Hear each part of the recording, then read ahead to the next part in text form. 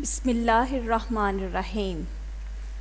Assalamu alaikum students. I welcome to all of you in Al Munir High School e-learning system. This is your biology lecture of class 9 unit number 6.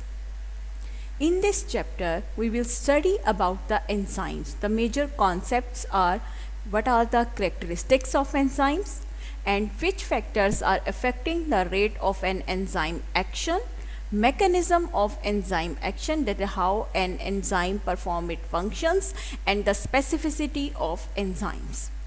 All of you know that the life of living organism is a reflection of what is going on in their bodies. यानी हमारी body जो है वो एक reflection है जितने भी living organisms हैं, यानी कि वो रिफ्लेक्शन है उन तमाम फंक्शंस का जो हमारी बॉडी में ऑल द टाइम हो रही है. तो ये क्या है? Metabolism. Metabolism is the set of biochemical reactions that occur in living organisms in order to maintain life. यानी एक हमारी लाइफ को मेंटेन करने के लिए जितने भी बायोकेमिकल रिएक्शंस हो रहे हैं, इन बायोकेमिकल रिएक्शंस को हमने जिस टर्म से नेम दिया है that is metabolism. The term metabolism is derived from a Greek word. ये एक ग्रीक वर्ड है जिसका मीन है change. Greek word meaning change. So the concept of metabolism was first of all given by Ibn Nafis. यानी सबसे पहले इब्न नफीस ने यह कॉन्सेप्ट दिया था और ही stated that the body and its parts, जितनी भी बॉडी और इसके पार्ट्स हैं, आर ऑलवेज अंडरगोइंग चेंज. वो हर वक्त किसी ना किसी चेंज में वो चेंजिंग प्रोसेस में पाए जाते हैं. These processes allow organisms to grow and reproduce. ये क्या कर रहे होते हैं? जितने भी ऑर्गेनिज्म होते हैं इनको ग्रो करने और रिप्रोड्यूस करने के लिए अलाउ करते हैं, so that they can maintain their structures and respond to their environments. यानी इन्वायरमेंट्स का जो रिस्पॉन्ड है और उनका जो स्ट्रक्चर की मेंटेनेंस है, that is all because of these biochemical reactions. ये बायोकेमिकल रिएक्शंस दो तरह के होते हैं, anabolism and the second is catabolism. Anabolism क्या है? Anabolism includes the biochemical reactions in which larger molecules are synthesised. ये क्या है? These are the biochemical reactions in which larger molecules are synthesised, यानी लार्जर मॉलिक्यूल्स बन रहे होते हैं. वाइल कैटाबॉलिज्म में क्या है? These includes the biochemical reaction in which larger molecules are broken down.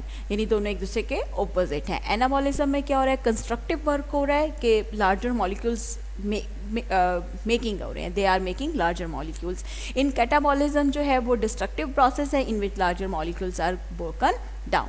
So usually energy is released in catabolism and it is utilized in anabolism. So in this way the biochemical reactions are actually energy transfers. ये क्या है? Actually energy transfer कर रहे हैं. तो during metabolism chemicals are transformed from one form to the other by enzymes. अब chemicals की जो चेंजिंग है वो कैसे हो रही है, किस वजह से हो रही है? It is due to the enzymes, यानी with the help of enzymes जो हैं वो केमिकल ट्रांसफॉर्मेशन टेक प्लेस होती है. Enzymes are crucial to metabolism. Enzymes क्या है? They are crucial to metabolism because they act as biocatalyst and speed up and regulate the metabolic pathways. Enzymes क्या हैं? They are crucial to metabolism. क्यों metabolism के साथ crucial है? Because they act as बायोकैटालिस्ट. और बायोकैटालिस्ट क्या करते हैं? You know it very well, they speed up and regulate the metabolic pathways. यानी हमारे जितने भी बायोकेमिकल रिएक्शंस होते हैं उनको स्पीड अप करते हैं और मेटाबॉलिक पाथवेज को रेगुलेट कर रहे होते हैं, यानी उनको अपनी नॉर्मल कंडीशन के ऊपर कायम रखते हैं. तो enzymes are proteins that catalyse. यानी व्हाट आर एंजाइम्स? यहाँ पर आप क्वेश्चन मार्क कर लें, what are enzymes? Enzymes are proteins that catalyze यानी speed up the biochemical reactions and are not changed during the reaction. जो कि ये एंजाइम्स क्या है? ये ऐसे प्रोटीन्स हैं जो बायोकेमिकल रिएक्शंस को स्पीड अप कर रहे हैं, लेकिन ड्यूरिंग द रिएक्शन ये खुद को चेंज नहीं करते. ये only they help to speed up the reaction. तो the molecules at which enzymes act are called substrate. यानी जिन मॉलिक्यूल्स के ऊपर एंजाइम एक्ट करते हैं इन मॉलिक्यूल्स को हम कहते हैं सबस्ट्रेट. और enzyme convert them into different molecules. तो एंजाइम्स जो हैं इन मॉलिक्यूल्स को यानी सबस्ट्रेट्स को जिन पर एंजाइम एक्ट करें इनको डिफरेंट मॉलिक्यूल्स में चेंज कर देते हैं.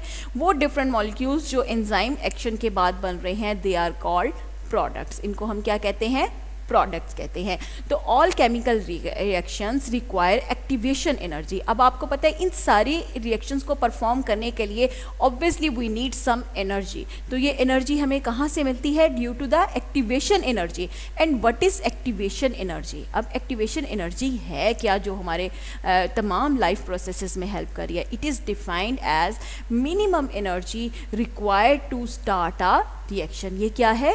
It is defined as the minimum energy required to start a reaction. The need for activation energy act as a barrier to the beginning of a reaction, यानी as symbolised in the diagram. अगर आप diagram में देखें तो it act as a barrier to the beginning of a reaction, यानी ये क्या करती है? इट एक्ट एज अ, ये इसको हम कह सकते हैं that is over activation energy. तो it act as a barrier for the beginning of a reaction. तो एंजाइम्स क्या करते हैं? Lower such barrier. अब जब एंजाइम एक्ट करेंगे तो ये इन बैरियर्स को कम कर देंगे और bye decreasing the requirement of activation energy. जब ये बैरियर ही कम हो जाएगा, ये आप अगर इस बैरियर की तरफ देखें, अगर ये बैरियर ही कम हो जाएगा तो obviously we need less activation energy to perform a chemical reaction. तो एंजाइम्स क्या कर रहे हैं? Basically they lower such barrier by decreasing the requirement of activation energy. Thus in presence of the enzymes reactions proceed at a faster rate. तो जब barrier कम हो जाएंगे तो obviously reactions will be speed up. Enzymes क्या कर रहे हैं? They lower the activation energy in several ways. Enzymes कई तरह से एक्टिवेशन लोअर एनर्जी को जो है वो एक्टिवेशन एनर्जी को लोअर डाउन कर रहे हैं। वो किस तरह से? They may alter the shape of the substrate, या तो वो मॉलिक्यूल की शेप चेंज कर देंगे and reduce the requirement of energy for this change, या सम एंजाइम क्या करते हैं? Do so by disrupting the charge distribution on substrate. या कुछ एंजाइम ये करते हैं कि जो चार्ज डिस्ट्रीब्यूशन होती है सबस्ट्रेट्स पर उसको चेंज कर देते हैं, उसको डिस्टर्ब कर देते हैं। जैसे मतलब जो एक्टिवेशंस को स्पीड अप करने के लिए रिक्वायर होती है उसको उसके अकॉर्डिंगली जो एंजाइम है वो सेट कर देते हैं। सबस्ट्रेट्स क्या है? हमने बताया कि substrates are the molecules on which enzyme act. तो enzymes may also lower the activation energy by bringing the substrates in the correct orientation to react. तो वो या तो वो सबस्ट्रेट्स को करेक्ट ओरिएंटेशन यानी करेक्ट उनके सीक्वेंस में ले आते हैं so that the enzyme easily act on them. If you see in the diagram you will see that कि किस तरह से एंजाइम्स लोअर करते हैं एक्टिवेशन एनर्जी को। ये एक सबस्ट्रेट है, ये एनर्जी लेवल शो हो रहा है, ठीक है। जब सबस्ट्रेट के ऊपर ये एक्टिवेशन एनर्जी हमें रिक्वायर्ड है, लेकिन एंजाइम क्या करते हैं? इस एक्टिवेशन एनर्जी के लेवल को लोअर कर देते हैं so that minimum energy use हो सके फॉर अ रिएक्शन। तो एंजाइम को उनकी way on the basis of the site where they work, इनको कैटेगराइज किया गया है टू फॉर्म में, intracellular enzymes and extracellular enzymes. अब इंट्रासेलुलर क्या है? फॉर एग्जांपल जो ग्लाइकोलिसिस का प्रोसेस है that is working in the cytoplasm, वो साइटोप्लाज्म के अंदर हो रहा है ग्लाइकोलिसिस का प्रोसेस, तो that are called intracellular enzymes. और जो एक्स्ट्रा सेलुलर एंजाइम्स हैं that is pepsin enzyme working in the stomach cavity, यानी जो पेप्सिन एंजाइम है यू नो दैट कि it is working in the stomach cavity, तो that are called extracellular यानी outside the cell. तो यहाँ पर एक क्वेश्चन है that all enzymes are catalyst and all catalyst are enzyme, तो विच वन इज करेक्ट? तो स्टेटमेंट 1 इज करेक्ट कि ऑल एंजाइम्स आर कैटालिस्ट है कि वो they speed up the biochemical reactions and regulate the metabolic pathways, but all catalyst are not enzymes, क्योंकि all catalyst जो हैं वो एज एंजाइम जो है वो एक्ट नहीं कर रहे होते। अब हमारा सेकेंड टॉपिक है what are the characteristics of the enzymes, यानी एंजाइम्स की क्या कैरेक्टरिस्टिक्स हैं।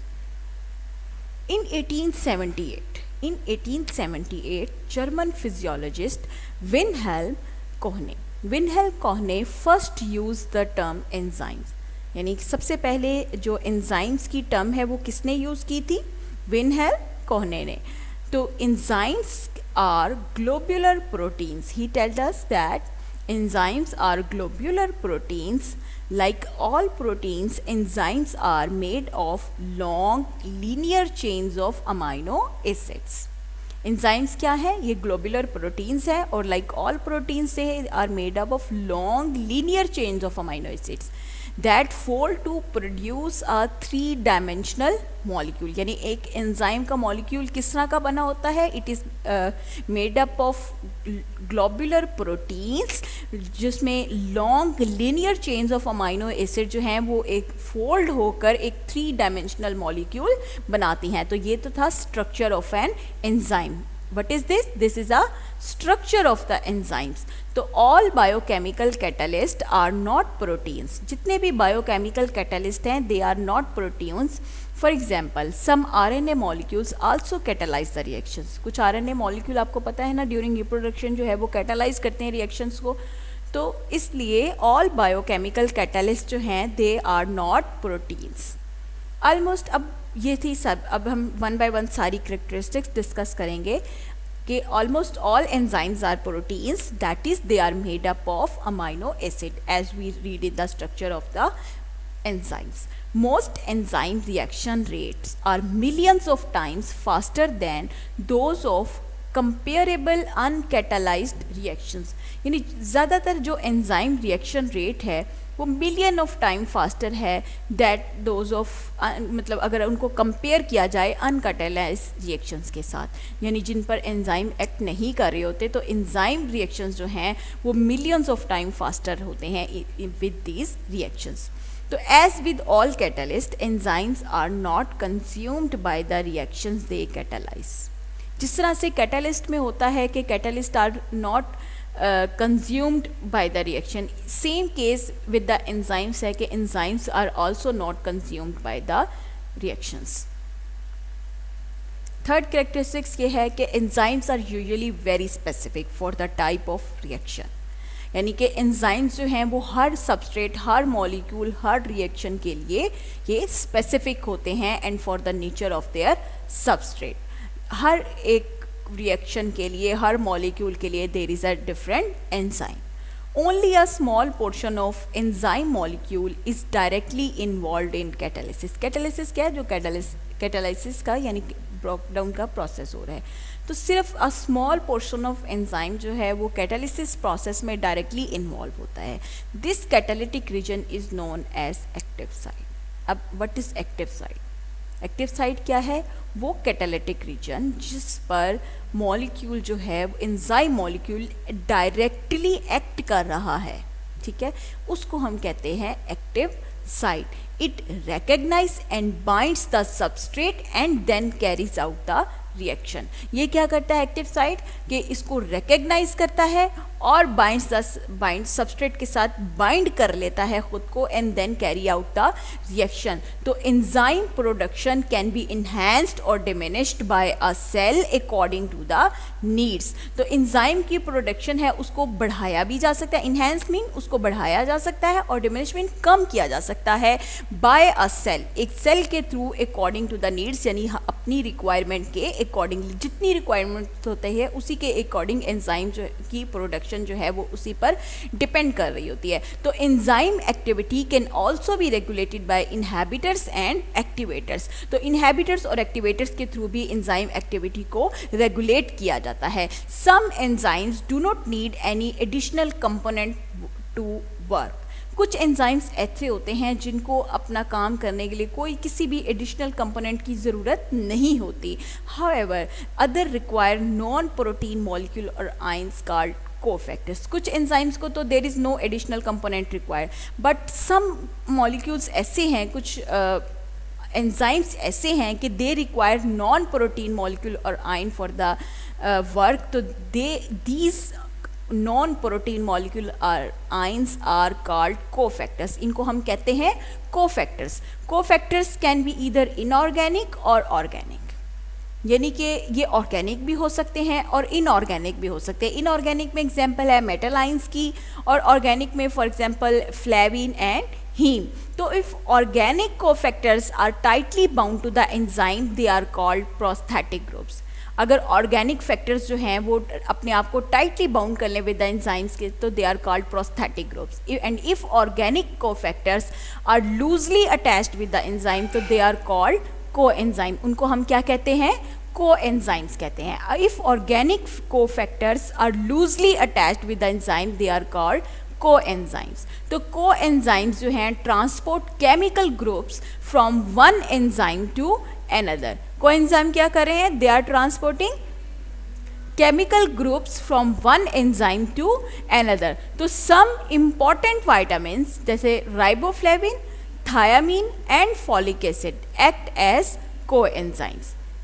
जो कुछ important vitamins हैं जैसे राइबोफ्लेविन है, थायामीन है एंड फॉलिक एसिड है, they are acting as coenzymes. ये कोएंजाइम्स के तौर पर एक्ट करते हैं। तो several enzymes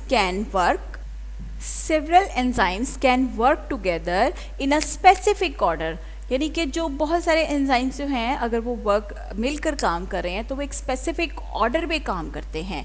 इस ऑर्डर को हम कहते हैं creating metabolic pathway. In a metabolic pathway क्या होता है? One enzyme takes the product of an other enzyme as a substrate.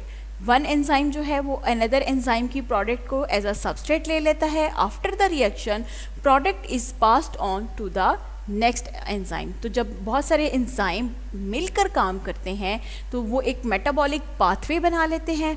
उसमें ये होता है कि एक एंजाइम जो है वो दूसरे एंजाइम की प्रोडक्ट्स के साथ जो है वो अटैच हो जाता है, यानी उसको एज अ सबस्ट्रेट ले लेता है और आफ्टर द रिएक्शन जो है वो प्रोडक्ट जो है is passed on to the next enzyme, यानी इस तरह से एक चेन बन जाती है, पूरा एक मेटाबॉलिक पाथवे बन जाता है। Now what are the uses of enzymes?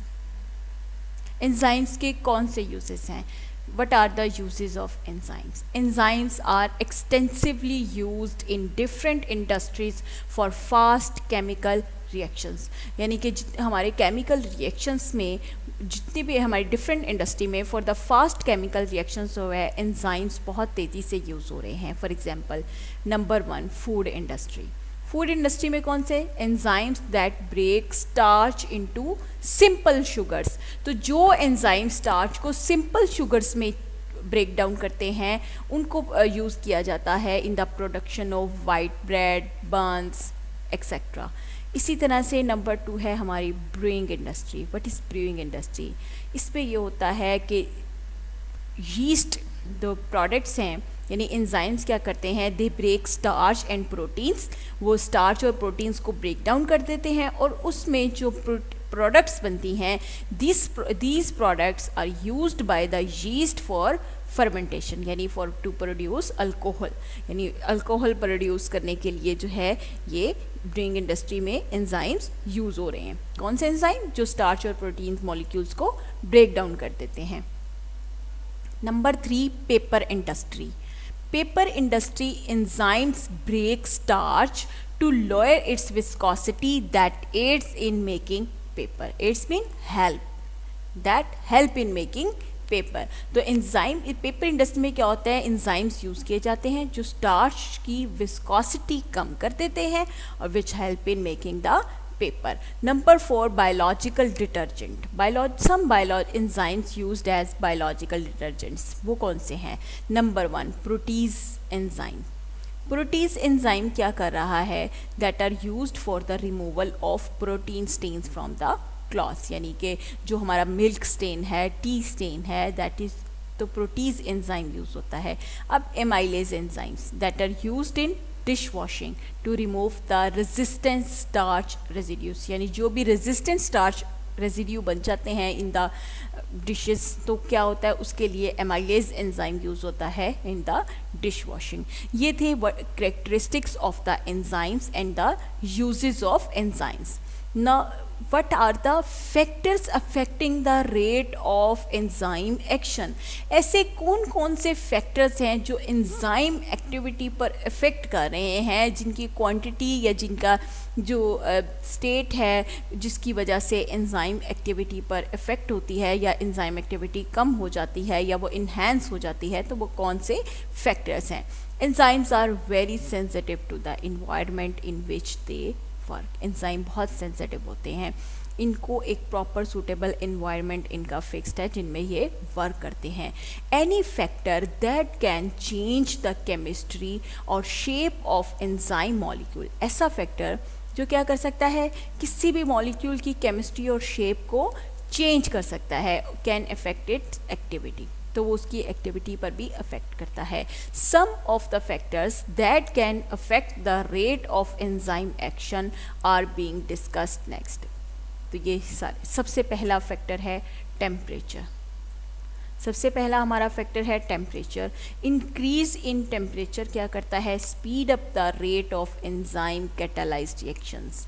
अगर तो टेम्परेचर बढ़ रहा है तो एंजाइम एक्टिविटी बढ़ जाएगी, उसका जो कैटालाइज्ड रिएक्शंस रेट है वो बढ़ जाएगा, but only to a point. लेकिन एक पॉइंट तक. ये नहीं है कि हम टेम्परेचर बढ़ाते जाएं और जो है वो एंजाइम एक्टिविटी जो है वो फुल पीक पॉइंट पर चल जाए, ऐसा नहीं है.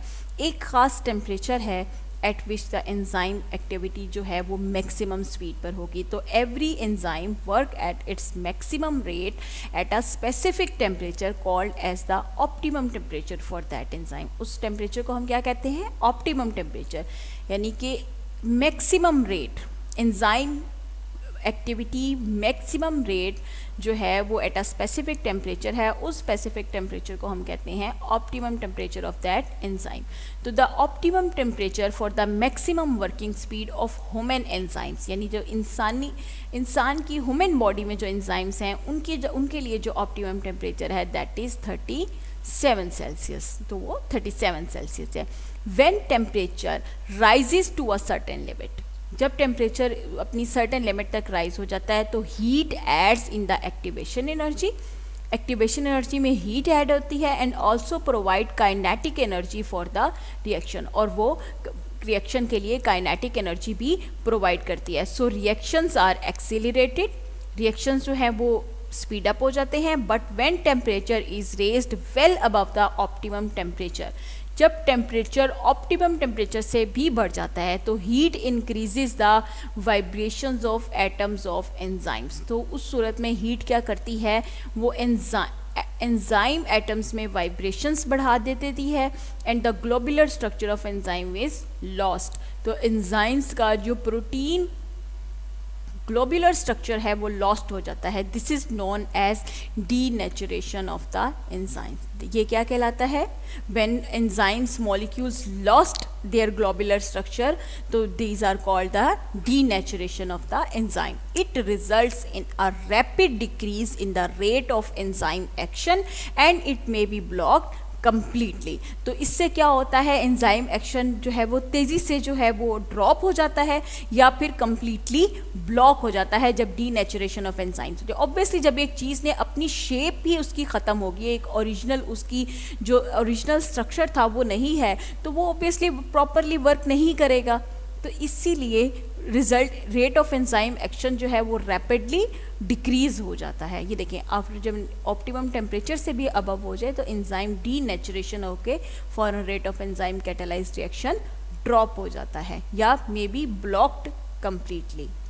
अब क्वेश्चन यहाँ पे है कि birds have higher body temperature than the mammals. तो what would happen to the activity of a bird's enzyme if it is given the temperature of 37 Celsius. अब obviously यहाँ पे अब क्या बता रहे हैं कि जो birds have higher body temperature, यानी जो birds का temperature है, body temperature high है, obviously जो उनका body temperature है वही optimum temperature होगा for their body enzymes. तो obviously reactions will be slow down. अगर उसमें हम human body का temperature fit करेंगे तो obviously reactions will be slow down. अब सेकेंड फैक्टर है सबस्ट्रेट कंसंट्रेशन. सबस्ट्रेट क्या है, मैंने आपको बताया था, substrate is a molecule on which enzyme act, यानी कि जिस मॉलिक्यूल पर एंजाइम एक्ट कर रहे हैं उस मॉलिक्यूल को हम सबस्ट्रेट कहते हैं.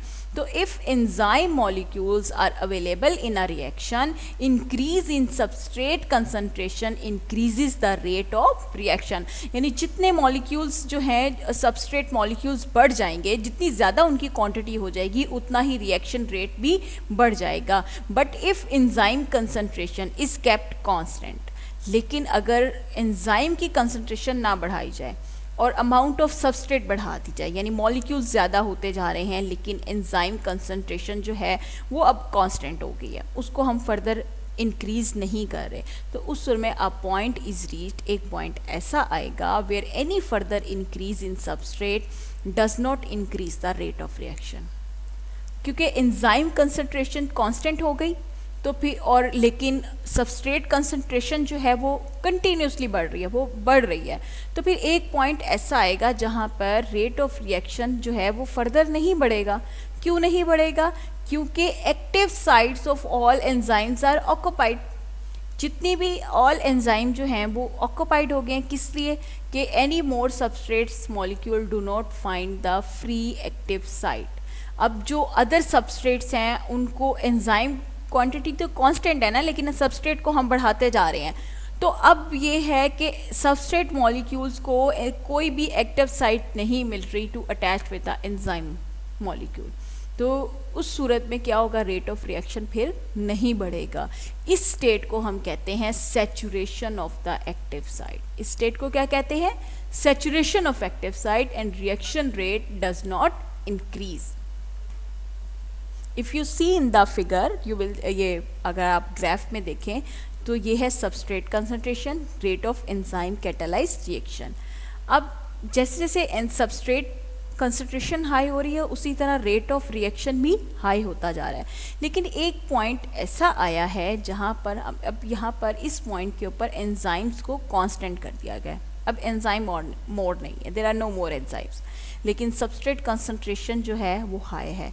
तो अब रेट ऑफ रिएक्शन नहीं बढ़ेगा, we will get a straight line, rate of reaction will not increase. अब थर्ड है पीएच। पीएच किस तरह से, पीएच ऑफ एन किस तरह से हमारी जो पीएच लेवल है वो अफेक्ट कर रहा है एंजाइम एक्टिविटी पर। All enzymes work at their maximum rate at a narrow range of pH called as the optimum pH. जितने भी एंजाइम्स हैं वो अपना मैक्सिमम जो रेट पर किस तरह से, एक नैरो रेंज ऑफ पीएच है जिसके ऊपर मैक्सिमम रेट में काम करते हैं, उस रेंज को हम कहते हैं optimum pH. A slight change in this pH, अगर मामूली सा भी मतलब बहुत कम माइनर चेंज भी आ जाए एक पीएच में तो it causes the retardation in enzyme activity. तो एंजाइम एक्टिविटी को वो रिटार्डेशन यानी उसको कम कर देता है और ब्लॉक्स इट कम्प्लीटली, या उसको कम्प्लीटली तौर पर ब्लॉक कर देता है। Every enzyme has its specific optimum pH value. Her enzyme की एक स्पेसिफिक ऑप्टिमम पीएच वैल्यू है, यानी एक ह्यूमन बॉडी में ही हर एंजाइम की अपनी पीएच वैल्यू। वो किस तरह से? फॉर एग्जांपल पेप्सिन, पेप्सिन का जो एंजाइम है that is working in the stomach, is active in acidic medium यानी लो पीएच में, वाइल जो ट्रिप्सिन है वर्किंग इन स्मॉल इंटेस्टाइन। अब स्मॉल इंटेस्टाइन में जो है वो थोड़ा सा अल्कलाइन मीडियम हो जाता है, यानी it shows its activity in high pH. तो change in pH can affect the ionization of amino acid at the active site. अगर इन एरियाज में, अगर स्टमक में हमारी पीएच हाई हो जाएगी तो it affect the enzyme activity. इसी तरह से अगर हमारी स्मॉल इंटेस्टाइन में जहाँ ट्रिप्सिन हाई पीएच में काम कर रहा है, अगर वहाँ पर हमारी पीएच लेवल लो हो जाएगा तो उस सूरत में भी ट्रिप्सिन एंजाइम की एक्टिविटी जो है वो कम हो जाएगी, it will be affected. If you see that is the optimum temperature, अगर इसमें स्लाइट चेंज भी आए तो एंजाइम एक्टिविटी जो है वो लोअर डाउन हो जाती है। अब हमारा टॉपिक है मैकेनिज्म ऑफ एंजाइम एक्शन। किस तरह से एक एंजाइम अपना रेट ऑफ रिएक्शन को स्पीड अप करता है, प्रोडक्ट प्रोड्यूस करता है, वो सारा प्रोसेस किस तरह से हो रहा है। When enzyme attaches with the substrate, a temporary enzyme substrate complex is formed, ES complex जिसको हम कहते हैं, यानी एंजाइम जो है E प्लस S, तो इसलिए ES, E mean enzyme, S mean substrate. तो E प्लस S जब मिलते हैं तो they form a ES complex. तो ये टेम्परेरीली फॉर्म्ड होता है when enzyme catalyse the reaction and substrate is transformed into product. जब एंजाइम इसको कैटालाइज कर देते हैं रिएक्शन को तो प्रोडक्ट बनती है। तो after it the ES complex breaks, जब प्रोडक्ट बन जाती है तो ES कॉम्प्लेक्स ब्रेक डाउन हो जाता है and enzyme and product are released, enzyme and product are released. इस प्रोसेस को यानी मैकेनिज्म ऑफ एंजाइम एक्शन को एक्सप्लेन किया है a German chemist Emil Fischer in 1894 by a lock and key model. उसने एक lock and key model propose किया। According to this model क्या था, both enzyme and substrate possess specific shapes that fit exactly into one another. इसमें यह था कि both enzyme यानी एंजाइम और सबस्ट्रेट मॉलिक्यूल जो हैं इनकी कुछ स्पेसिफिक शेप्स होती हैं। इस तरह की स्पेसिफिक शेप्स होती हैं कि ये एक दूसरे में exactly fit into one and each other हो जाते हैं। ये एंजाइम है, it has a specific shape and this is a substrate molecule, इसकी भी एक स्पेसिफिक शेप। इस तरह की स्पेसिफिक शेप है कि दे fit exactly into one another. और जब एंजाइम कैटालाइज कर देता है रिएक्शन को तो ये products are formed and they separated from the enzyme. But in 1958 an American biologist Daniel Koshland suggested a modification to lock and key model. इसने further study किया, अमेरिकन बायोलॉजिस्ट था Daniel Koshland, और इसने एक नया मॉडल प्रपोज किया that was called induced fit model. अब ये इंड्यूस्ड फिट मॉडल क्या है? According to this model active site is not a rigid structure. अब इसके अकॉर्डिंगली क्या था कि जो एक्टिव साइट होती है, ये देखें, this is the active site of an enzyme, it is not a rigid structure. यानी इसमें तो हम ये बता रहे हैं ना लॉक एंड की मॉडल में कि it is a rigid structure, but it is not a rigid structure, rather it is moulded into the required shape to perform its function. यानी अगर if substrate molecule attaches to it तो उस सूरत में क्या होता है, ये अपनी शेप को मोल्ड कर लेता है, it is moulded into the required shape. तो induced fit model is more acceptable than lock and key model of an enzyme action. तो जो इंड्यूस्ड फिट मॉडल था उसको मोर एक्सेप्टेबल कहा गया than lock and key model. ये था mechanism of enzyme action के how an enzyme attaches to a substrate and catalyze the reaction and the products are formed. अब है specificity of enzyme. In the start मैंने आपको बताया था कि enzymes are specific to every substrate, to every chemical reaction, to every molecule. तो there are over 2000 known enzymes, तकरीबन 2000 known enzymes हैं, each of which is involve in one specific chemical reaction. उनमें से हर एक स्पेसिफिक केमिकल रिएक्शन जो है वो perform कर रहा है। Enzyme are also substrate specific, ये सबस्ट्रेट स्पेसिफिक भी हैं। The enzyme protease which break down peptide bonds in proteins, यानी जो प्रोटीएज एंजाइम क्या करता है वो प्रोटीन्स के पेप्टाइड बॉन्ड्स को ब्रोक डाउन करता है, will not work on the starch molecules. तो अब प्रोटीएज एंजाइम जो है it is specific for the protein molecules, so it will not work on the starch and starch is broken down by an enzyme amylase. तो similarly lipase enzyme acts only on lipids and digest them into fatty acids and glycerol.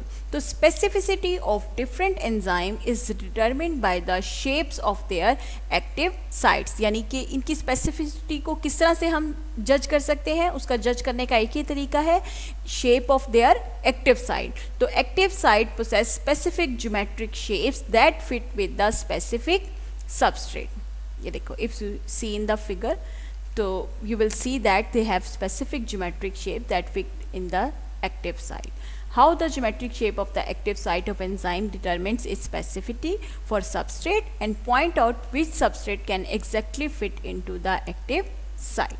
So if you see in the book that you will see that the substrate 3 will exact fitly into the active site. यहाँ पर ये yellow color show नहीं हो रहा.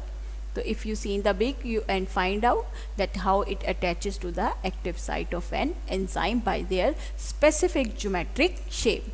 So this was your lesson of unit number 6. Learn your lesson properly. Do it. Learn your lesson properly. Point मैंने जितने भी points highlight किए हैं students, उन सब को आपने जो है वो परफॉर्म करना है, उसको प्रॉपरली उसको लर्न करना है, हर टर्म को प्रॉपरली लर्न करना है. सो स्टूडेंट, अल्लाह हाफिज़ and learn your lesson properly.